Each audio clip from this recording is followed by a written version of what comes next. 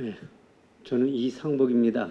사실 이 세무조사를 교회 세무조사를 갖다가 논제로 삼는다는 것은 상당히 민감한 부분이고 그다음에 어떻게 받아들이냐에 따라서 되게 힘든 부분입니다. 그렇지만 어차피 우리가 준비해야 될 거니까 전체적으로 한번 살펴보고자 하고요. 사실 저는 이제 국세청 32년 경력에 부교역자 목회까지 한 20년 목회 경력도 있고요. 그래서 교회와 그다음에 국세청을 좀 잘 알고 있습니다. 그래서 그런 부분에 대해서 이 발표를 하면서 실질적으로 제가 이제 조사 경험을 이제 세무서 근무할 때에 세무조사를 많이 해봤기 때문에 그런 실무적 경험을 바탕으로 해갖고 어떻게 나아갈 것인가에 대해서 살펴보려고 합니다. 원래 교과서에 충실해야 되니까 62페이지부터 제가 나가겠습니다. 사실 2018년도부터 종교인 과세 된 거 다 알고 있어요. 교회는 정말 그간 겪어보지 못한 것을 겪게 됐어요. 5년간 겪었는데 그러다 보니까 교회가 이제 사회 구성원이 됐다. 사회 구성원이 됐다는 것은 뭐냐면 사회 책임이 있다. 책임이 있는데 그 책임 중에 또 하나가 생겼는데 그게 바로 납세 의무입니다. 납세 의무. 납세 의무가 원래 종교인 소득이면 목사님에게만 과세해야 되는데 그 종교인 소득의 원천이 어디냐면 교회예요. 교회에서 소득을 주기 때문에 교회도 역시 납세 의무가 생겼어요. 원천징수 의무자라는 납세 의무가 생겼고요. 그러니까 사회 구성으로서 사회 책임이 증가되었습니다. 그 책임이 증가되었는데 사실 책임을 제대로 받아들이고 제대로 이행하는 것은 기본이고 만약에 그 사회 책임을 제대로 이행하지 못한다면 그때는 지탄의 대상이 되는 거예요. 근데 사실 그 사회적 책임에 대해서 교회 이제 그 국가에서 바라볼 수 있는 게 바로 무슨 부분이냐면 세무조사예요. 세무조사. 들여다볼 수 있는 것이요. 여러분 되게 위험한 겁니다. 교회 입장에서는 상당히 위험한 거예요. 혹시 여기 이단이 와 있을런지 모르지만 이단이 와 있으면 나갔으면 좋겠어요. 이단이 교회를 무너뜨리는 방편으로도 사용할 수가 있습니다. 사회 책임을 제대로 이행하지 못한다는 사실에 대해서 대형 교회 몇 군데만 세금 탈루했다는 제보가 있어서 세금 됐다. 세무조사했는데 세금이 탈루했더라. 그런 게 뉴스에 나오게 되면 교회 전체가 탈세 집단으로 들어갈 가능성이 높습니다. 그래서 우리 사실은 교회가 세무조사를 받는다는 것은 거의 어려워요. 제가 국세청에 있어 봤지만 교회 세무조사 안 나갑니다. 골치 아파요. 그런데 탈세 제보를 할 경우에는 나갈 수밖에 없어요. 그래서 우리가 해야 될 일은 교회에서 할 일은 여기 전체적인 흐르는 내용이 뭐냐면 일단은 우리 교회에서 준비할 것은 뭐냐면 재정을 투명하게 운영하자. 그겁니다. 그게 바로 최고의 준비다. 그래서 오늘 우리가 살펴볼 것은 세무조사와 교회에 대해서 살펴보고 그 다음에 종교인 과세 세무조사 관련 법 규정도 간략히 살펴보고 그 다음에 교회에서 이루어지고 있는 재정장비의 현황 그 다음에 세무조사의 관계 그 다음에 교회 세무조사 향후 방안 이런 거에 대해서 살펴보고자 합니다. 그럼 세무조사가 뭐냐? 사실 세무조사를 어떻게 세무조사를 받게 되냐면 모든 사람은 똑같아요. 사람의 심리가 뭐냐면 세금을 내고 싶어요? 안 내고 싶어요? 안 내고 싶죠. 목사님은 왜일까요? 목사님도 안 내고 싶어요. 그런데 세금을 안 내려고 내기 아까워하면서 안 내려고 하다 보니까 뭐가 세금을 감추는 자기 소득을 감추는 결과가 나오고 그랬을 경우에는 세무조사가 나가는 거예요. 그래서 교회 같은 경우는 사실 지금 명세서 미제출이라든가 그 다음에 목회자 종교인 소득 종합소득세 신고 누락이라든가 이런 거에 됐을 때에 세무조사가 나갈 수가 있습니다. 근데 거의 나가기는 어렵지만 일부 나갈 수도 있어요. 근데 우리가 이제 세무조사 선정을 어떻게 하느냐? 64페이지 보면 정기 선정 사유하고 비정기 선정 사유가 있어요. 정기 선정 사유는 뭐냐면 신고 내용 분석 결과 불성실 혐의가 있는 경우 요거는 영리사업자가 주로 해당됩니다. 영리사업자가 그다음에 교회가 해당될 수 있는 것은 최근 4년간 조사를 받지 않아 신고 내용에 검증할 필요가 있는 경우, 무작위 표본 조사를 하는 경우 요거에 해당될 수는 있어요. 네, 해당되기는 어렵지만 해당될 수가 있습니다. 넓게 보면. 그다음에 비정기 선정의 사유에 보면 1번, 2번, 4번이 있는데 납세 협력 의무를 이행하지 않은 경우, 거래 내용이 사실과 다른 혐의가 있는 경우, 그다음에 네 번째로 신고 내용의 탈루나 오류 혐의를 인정할 만한 명백한 자료가 있는 경우, 1, 2, 4번 항목은 사실 종교인 과세 조사, 세무조사 특례 규정에 의해서 세무조사를 안 받을 가능성이 높아요. 그렇지만 3번 항목 같은 경우 구체적인 탈세 제보가 있는 경우는 이건 직접 조사 가능성이 높습니다. 교회라고 할지라도 목회자라고 할지라도 이게 제일 두려운 거예요. 저 입장에서는. 그다음에 세무조사 방법은 사실 세무조사를 나가게 되면 15일 전에 세무조사 통지를 내보냅니다. 그리고 청력 서약서를 작성하고 그러는데 그런 건 읽어보시고요. 다만 그 두 번째로 보면 증거 인멸의 경우 가능성이 있는 경우에는 사전 통지 없이 바로 나갈 수 있습니다. 그게 바로 우리 텔레비전에서 많이 나오는 세무 사찰이나 그 다음에 뭐 압수수색 이런 거죠. 그거는 탈세 제보가 있는데 그 사람이 증거 인멸 가능성이 높다 그러면 바로 그렇게 우리 전문적인 용어로 죄송합니다. 전문적인 용어로는 염하러 간다 그럽니다. 염하러 간다. 무슨 얘기인지 모르겠어요? 세무사찰 염하러 간다는 뜻은 뭐냐면 그 회사는 죽었다 그런 뜻이에요. 그 정도로 그런 게 강력합니다. 하여튼 그렇게 증거인멸 가능성이 있을 경우에는 그렇게 압수수색할 수 있다. 그렇게 보면 됩니다. 그 다음에 세무조사 결과 조세범 처벌에 따른 처벌, 요걸 가끔 살펴보면 세금 계산서를 아예 발급하지 않는 경우, 실제와 다르게 기재하는 경우, 이런 것 같은 경우는 뭐 교회하고 관련이 없어요. 그런데 목사님들 친구나 아니면 주위에 있는 사람들의 사업하는 사람들 있잖아요. 서울서 사업을 망하면 어디로 갔냐면 김포로 갔어요. 김포로 가서 막사에 운막에 있다가 또 안 되면 뭐냐면 세금 계산서만 발행을 합니다. 보통 3% 받아요. 1억 하면 얼마예요? 300, 그죠? 10억 하면 3천.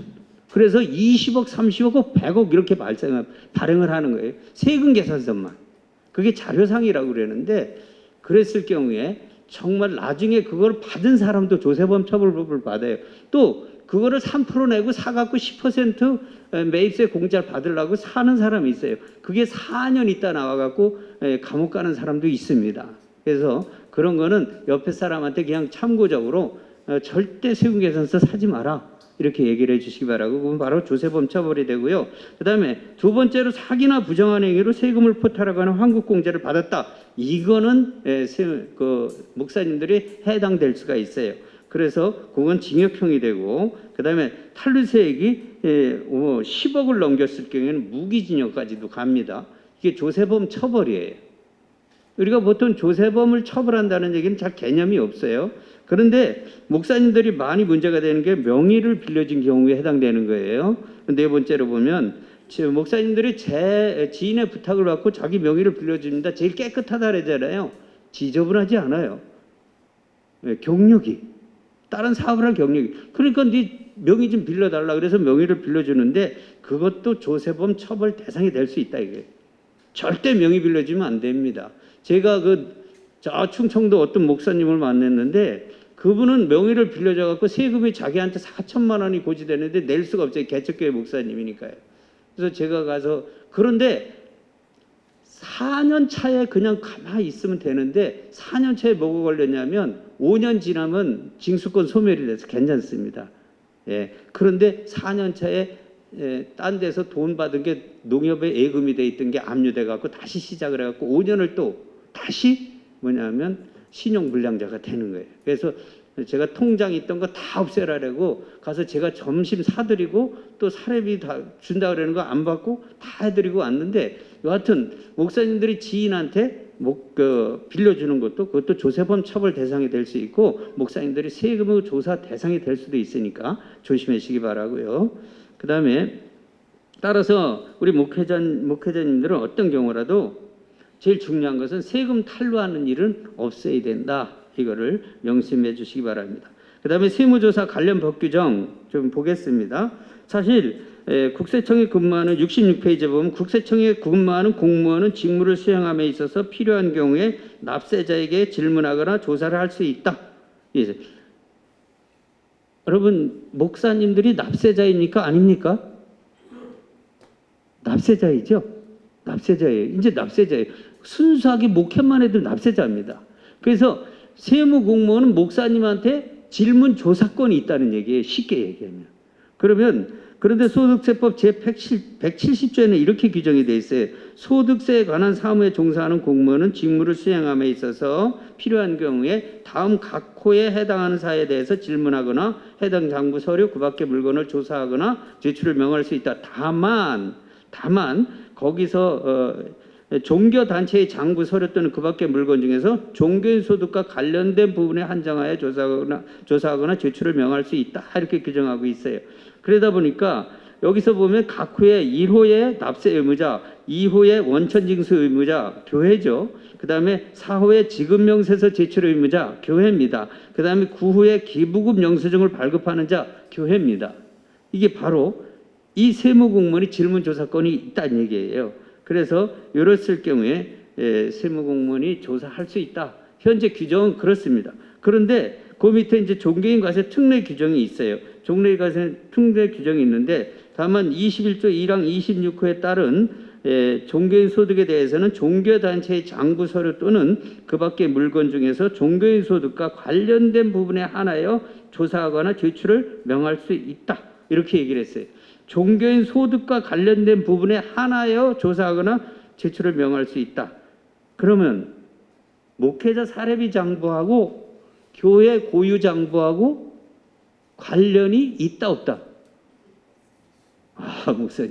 목사님이십니까? 예. 원래는 규정에는 딱 돼 있어요. 사례비 장부만 봐라. 교회 장부 보지 마라. 그런데 이 규정이 애매모호합니다. 나중에 살펴보겠지만, 그래서 재정장부를 조사할 수 있다 이렇게 볼 수도 있어요. 그 다음에 이제 68페이지로 넘어가서, 그럼 소득세법 시행령 41조 16항에는 종교단체가 소속 종교인에게 지급한 금액 물품과 그 다음에 종교활동과 관련해 지출한 비용을 정당하게 구분 기록하는 경우, 왜냐하면 사례비 장부하고 교회 재정장부하고 구분해서 기록하라는 얘기예요. 또 어떤 목사님들이 저한테 그러는 거예요. 이중장부 기록해라는 거냐? 헷갈리면 안 됩니다. 이중장부 아니에요. 이중장부는 뭐냐면 사업자가 이쪽에 실지 자기 장부가 있고 이쪽에 세무서 보여주기 위한 장부, 그렇게 이중으로 한 사업에 대해서. 그렇지만 교회는 사례비 장부하고 교회 고유 장부하고 분리를 해서 별도로 구분 작성해라 그런 얘기. 그러면 세무공무원은 사례비 장부만 조사할 수 있다. 이렇게 규정이 되어 있습니다. 특례 규정상. 그 다음에 세무서에 종사하는 공무원은 세 번째로 보면 종교인 소득에 관한 신고 누락 또는 오류에 있어서는 소득세법에 따라서 질문조사권을 행하라는 경우에는 미리 국세기본법에 따라서 수정신고를 안내해야 된다. 이 얘기예요. 이게 무슨 얘기냐면 조사나 가지 말고 수정신고 안내하라. 세무서에 국세기본법에 따라 두 가지가 있어요. 수정신고하고 경정청구라는 게 있습니다. 들어보셨는지 모르지만 수정신고는 내가 세금을 더 내겠다. 경정청구는 내가 세금을 많이 냈으니까 나한테 도로 다오. 이게 그래서 수정신고하라는 얘기는 세금을 안 냈으니까 더 내라. 그래서 기회를 줄 테니까 조사 나가기 전에 알아서 신고해라. 그런 얘기예요. 그래서 일단은 세무조사를 잘 안 하겠다는 얘기입니다. 그래서 이 특례 규정으로 보면 사실은 우리가 종교인 소득과 관련된 부분에서 한정해서 그 다음에 조사하거나 그 지출을 명할 수 있다. 요 문구 해석이 상당히 애매모호하다. 제가 보기에 입장이 그렇습니다. 그래서 세무 공무원이 가서 조사를 한다. 제가 세무 공무원의 입장이라 그러면 관련성이 있게 보겠다, 없게 보겠다. 이게 참 애매모호해요. 근데 때에 따라서는 관련성이 있다고 볼 수밖에 없을 것 같다. 참 어려운 문제입니다. 그래서 그런 부분에 대해서는 세무공무원이 그래서 재정장부도 볼 수 있다 이렇게 판단되기도 합니다.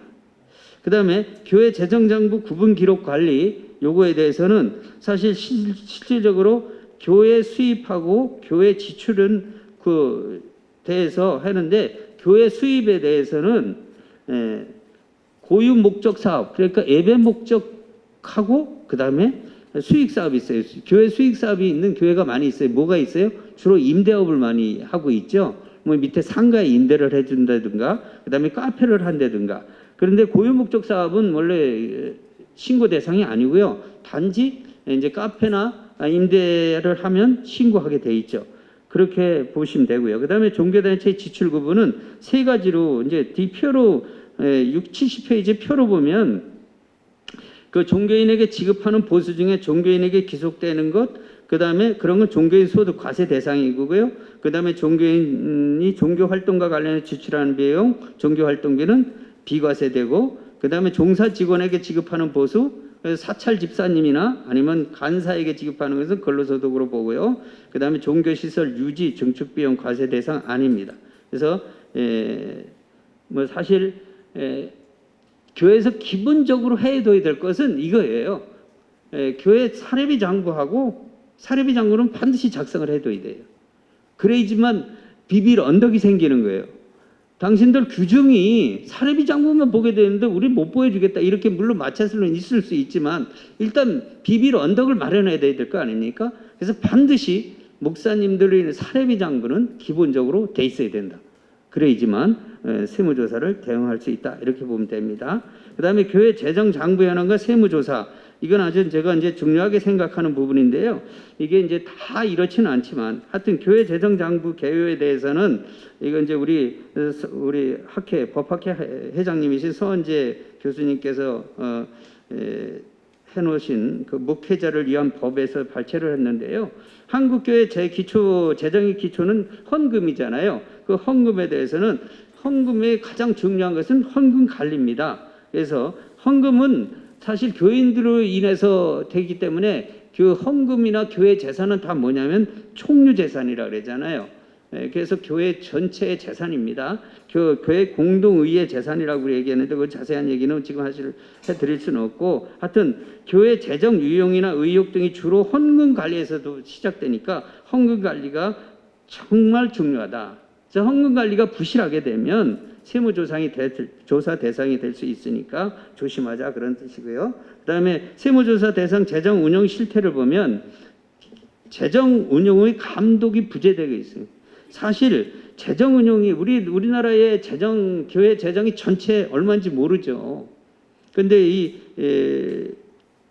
선재 교수님의 책에 의하면 뭐 한 교회에 수백억 원이 있다. 그러면 수십조 원에 이를 것이다. 그래서 사실 교회 회계 기준이 마련에 대해서 지금 이제 우리 김영근 회계사님께서 한국 교회 회계 기준을 마련코자 지금 한계총하고 상의 중에 있고요. 아마 한국 교회 기업 회계 기준이 나올 것 같습니다. 그런 기준이 마련돼야 될 것 같고 그런데 이 재정 운영이 이렇게 감독이 부재되기 때문에 재정 운영이 잘못되면 사실 형사법적으로는 목사님들이 횡령죄에 대두가 될 수가 있고 세법적으로 보면 교회 장부에 대해서 세무조사의 대상이 될 수도 있어요. 그래서 그런 부분에 대해서 재정 운영이 감독이 부재한다는 것은 상당히 좀 어려운 일이다. 그 다음에 재정 운용의 혼용 이게 무슨 얘기냐면 교회의 담임 목회자의 교회 지배력이 높은 경우에 교회 재정과 담임 목사 개인 자금이 혼용돼서 쓰이는 거예요. 쉽게 얘기하면 네 돈이 내 돈이고 내 돈이 내 돈이다. 죄송합니다. 그 얘기는 아니고 잘 웃지도 않네요. 여기는. 되게 아주 근엄한 자세로 앉아 계시니까 되게 힘드실 거예요. 지금. 그래서 제가 한번 얘기해 본 거고 여하튼 이게 섞어서 쓴다는 것은 상당히 문제가 있는 거죠. 그래서 제가 제일 어디 저쪽에 뭐 지역을 얘기할 수는 없지만 모 교회를 제가 직접 제가 아는 사람이 거기 장로가 있었으니까요. 그 교회에서는 그 목사님이 재정을 틀어지고 자기 돈을 막 쓰는 거예요. 교회 재정을 자기 마음대로 쓰는 거예요. 처음에는 교인들이 몰랐습니다. 나중에 알기 시작하니까 교회에서 큰 분란이 일어나고 결국은 교회가 건물도 크고 잘 돼 있었는데 교인들이 싹 빠져나가고 목사님을 아주 절대적으로 하는 사람 10명만 남아있는 나는 그런 얘기를 들었어요. 사실 교회 재정은 정말 혼용해서 쓰면 안 됩니다. 교회 재정은 재정이고 목사님 개인 돈은 개인 돈이다. 이건 아주 기본 중에 기본입니다. 그 다음에 이제 교회에서 일부 건물을 임대하는 경우에도 문제다. 그래서 그랬을 때에도 그런 경우에 문제가 될 수 있다. 그 다음에 목회자 개인 부담분 보험료 교회 재정에서 납부하는 경우 사실 목회자 개인 부담분 보험료는 50%만 교회에서 부담하고 50%는 본인은 부담하는데 또 어떤 교회는 목회자들 개인 소득까지도 아예 소득세까지도 내주는 경우가 있어요. 이런 경우는 안 돼요. 처음엔 괜찮습니다. 나중에 시간 지나면 성도들의 신뢰를 잃어버리게 되고 결국 그게 무슨 근거가 되냐면 탈세 제보의 근거가 됩니다. 누적되면. 그래서 정말 조심해야 돼요. 정말 조심해야 돼요. 목사님 개인이 납부해야 될 것은 반드시 개인이 납부해야 됩니다. 그다음에 목회활동비 개인 통장 이체 문제인데요. 목회활동비도 지금 아까 목회활동비 계속 나왔지만 두 가지예요. 하나는 뭐냐면 교회 비용으로 하는 거냐 아니면 목사님 개인 통장으로 받느냐 이거예요. 목사님 개인 통장으로 받아서 쓴다는 것은 나중에 자료화가 될 수가 있고 세무조사 빌미가 될 수도 있습니다. 사실 국세청 입장에서 보면. 그런데 교회 비용하면 사례비 그 목회 활동비 통장 따로 만들고 그 다음에 목회 활동비 카드 따로 만들고 그래서 목사님이 목회 활동비 직불 카드로 계속 거기서만 쓰게 하는 거예요. 그러면 목사님이 개인 통장으로 받는 게 아니라 완전히 교회 비용화가 되기 때문에 세무조사 대상이 안 돼요. 그래서 반드시 그렇게 했으면 좋겠습니다. 그다음 그럼에도 불구하고 세 번째로 이제 교회 고유 재정장부가 세무조사를 받을 수 있는 경우 세 가지가 있는데 실질적으로 이거 지금 현실적으로 될 수 있는 문제예요. 탈세 제보예요. 첫째가 탈세 제보.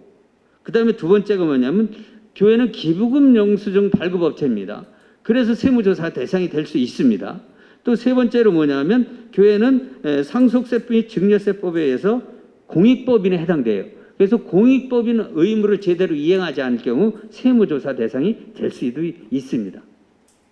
종교인 과세하고 틀리게 이렇게 볼 수 있고 그 다음에 종교단체 세무조사 사례는 사실 여의도 순복음교회 세무조사 했어요? 안 했어요?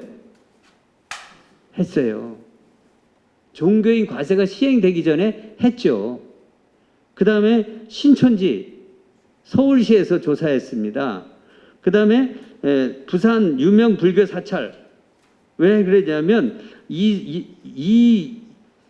그 스들은 제가 스님이라고 잘 안 해요. 미안합니다. 스라 그랬는데 이 스들은 얼마나 했냐면 13억 원이나 기부금 영수증을 함부로 발급을 했어요. 결국 그래서 보면 세무조사를 받은 업체의 특징을 보면 하나는 내부의 고발에 의해서 또 하나는 뭐냐면 자체로 부정을 저질러서 세무조사를 받은 경험이 있습니다. 이게 실사례입니다. 그렇게 아시기 바라고 그 다음에 세무조사 그럼 향후 방안을 어떻게 할 거냐 교회 대응 방안 그래서 교회 재정의 투명성을 확보하자. 그래서 75페이지에 보면 교회 재정 투명성 확보 세무조사를 받지 않기 위해서는 가장 중요한 것은 교회 재정 투명성이다. 저는 아주 강조하고 또 강조하고 또 강조하고 싶습니다. 그 다음에 교회 재정의 목회자 개인 자금 혼용 금지. 아까도 말씀드렸다시피 목회자 혼용. 제가 개척교회를 담임을 하면서 저는 절대 카드 외에는 사용을 안 했어요. 카드. 교회 비용을 제가 개인적으로 쓴 적이 없습니다. 항상 카드로. 그래갖고 통장이 곧 장부였어요. 물론 제가 재정을 관리를 할 수밖에 없는 처지였지만 그래도 저는 어떤 교인이 오더라도 누가 오더라도 통장 딱 보여줘요. 여기 다 나와 있다. 그렇게 관리를 했습니다. 하여튼 교회 재정과 개인 돈은 완전히 구분해야 된다. 그다음에 공적 보험 중 목회자 개인 부담금 교회 부담 금지. 사실 보험료나 아니면 개인 소득세를 교회에서 내준다 그러면 나중에는 그거는 개인이 부담해 개인 소득에 들어가야 되고 개인 소득에 포함시켜서 또 소득세를 신고해야 됩니다. 제가 다시 한번 부탁드립니다. 목사님들 계시면 절대 개인 소득세 교회 내게 하면 안 돼요. 목회자 성향에 따라서 틀린데 꼭 본인이 내셔야 됩니다. 이건 꼭 부탁드립니다. 그 다음에 목회활동비 교회 비용은 아까도 말씀드렸고요. 그렇게 넘어가고 그 다음에 과세당국 방안 제한입니다. 정교분리 원칙 확보. 그래서 사실 세무조사에 관한 규정 보면 시간이 없기 때문에 세무조사가 정교분리 원칙에 훼손된다는 논란은 계속 돼왔죠. 지금도 되고 있습니다. 그래서 정부에서는 어떻게 했냐면 장부를 구분해가지고 교회 장부, 사례비 장부 구분해갖고 우리가 사례비 장부만 조사하는 거로 규정을 만들었다. 그런데 그렇게 만들어 놓고 그렇게 하겠다 그랬어요. 그렇게 했으면 좋겠어요. 저도 그렇게 제안을 하는 거고요. 그런데 세무 공무원 입장에서는 조사를 나갔어요. 그런데 이 종교인 소득을 조사하다 보니까 장부를 볼 수밖에 없어요. 왜냐하면 분명히 그 아까도 얘기했다시피 그 관련성이 있느냐 없느냐 판단을 해야 되는데 교회는 이 재정장부하고 관련성이 없다고 보고 우리는 규정이 그렇게 돼 있으니까 장부 안 내겠다. 그런데 세무공무원 입장에서는 나는 관련성이 있다 내라 그래갖고 마찰이 생길 수가 있습니다. 제가 봐도 애매모호한 규정이에요. 왜냐하면 실질적으로 교회 장부하고 목회자 사례비 장부는 하나로 볼 수밖에 없어요. 그래서 상당히 애매모호한 부분이 있습니다. 여기에서 저는 이제 반드시 정부에 요구하는 것은 뭐냐면 정말 세무조사를 교회는 안 하는 것이 원칙으로 하되 꼭 할 때는 이게 정교분리 원칙에 위배되는지 안 되는지 자세히 살펴라. 저는 부탁드리고 싶은 것은 정부에는 절대 사례비 장부만 조사하기를 간절히 바라고 있습니다. 근데 실무자 입장에서는 좀 애매모호한 부분이 있다. 이렇게 말씀드리고요. 이제 말씀을 마치면서 제가 이제 맺는 말을 보면서 사실 교회는 세법에 의해서 원천 징수 의무자입니다. 그래서 목회자는 목회만 하더라도 납세 의무자가 되고 세무조사 대상이 될 수가 있어요. 그래서 교회는요 이제는 과거 주먹구구식 재정 운영을 하면 안 됩니다.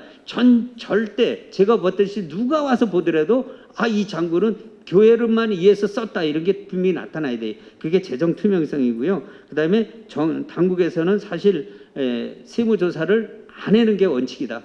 교회는 전 그렇게 제안드리고 싶고요. 그래서 결론적으로 제가 말씀드리고서 교회와 목회자님에게 부탁하는 것은 정말 세무조사를 대비하는 최선의 방법은 재정의 투명성이고 교회 헌금은 저는 하나님의 것이다 이렇게 생각을 합니다. 교인 것도 아니고 목사님 것도 아니에요. 그래서 재정이 정말 투명하게 쓰일 수 있도록 우리가 그렇게 또 하면 그게 바로 세무조사를 하더라도 떳떳하고 그 다음에 하나님께서도 인정할 것이기 때문입니다. 이상입니다. 감사합니다. 네, 수고하셨습니다. 바로 이어서 이제 종합 토론에 들어가게 됐는데요. 저희 학교 이사이시고 스웨덴교회 이사이신 거기서 목사님이신 박유셉 목사님을 소개해 올리겠습니다. 그리고 나가실 때 저희들이 오시느라고 수고 많으셨고 반가운데요. 마스크를 한 개씩 드리기로 하겠습니다. 권태진 목사님께서 아주 좋은 마스크를 이렇게 선물로 주고 가셨습니다. 가실 때 꼭 하나씩 가지고 가십시오. 박유셉 목사님 앞으로 오시고 또 토론에 참여하실 수도 준비하시기 바랍니다. 시간이 좀 갔지만은 저희가 좀 중간에 쉬게 되면 또 혹시 좀 들으셨던 걸 또 잊어버리실까봐 해서 좀 잠깐 그 화장실 가실 분들은 또 갔다 오시고 지금 곧바로 지금 토론을 하도록 그렇게 하겠습니다. 예.